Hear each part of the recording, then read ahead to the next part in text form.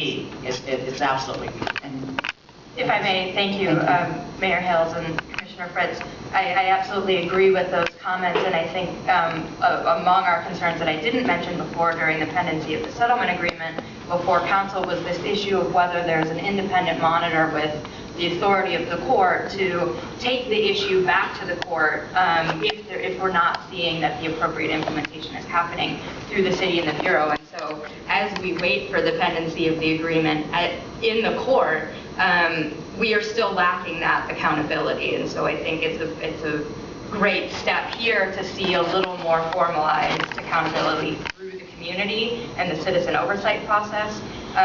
But certainly, and I'm not advocating for not moving forward, but as we move forward with the very long list of things mandated by the settlement agreement, when we don't see those things happening, there isn't any mechanism to ensure that they do. And so that's why ultimately we do need the approval of the court to at least give us a little bit of that. But I absolutely think we should be moving forward.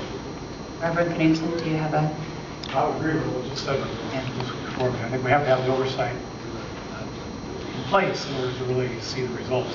And there's a number of things outside the agreement, I think, that we'll continue to work with the city and the police department, diversification of the police force, for sure, where people live, things like that.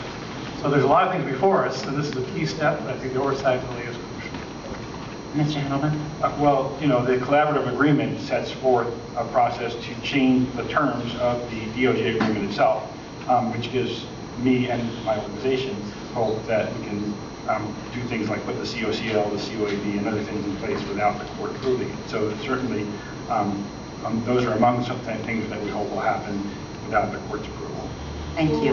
And Mayor, if I may explain for folks at home and others who haven't been party to these negotiations a little bit more about the reference in the ordinance on the Council Coordinating Committee.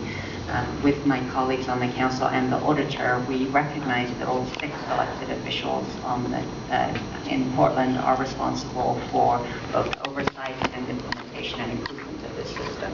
And so I've been coordinating with the participation of every one of the council offices and the auditor's office, a committee that's been meeting to look at what should be, and how we move forward in a very open and transparent manner. So the next step that I see, having heard your comments to the question that I just posed, is that I will be bringing to council in a couple of weeks a proposal to do a different way of hiring the community oversight liaison officer than the city would normally use. Normally we would put out a request for proposals to say what it is you're going to do. This settlement will say what it is that this person is going to do in oversight. So what we'll probably do is put out a request for resumes, which will give a selection advisory committee, which will be putting together with community organizations insight into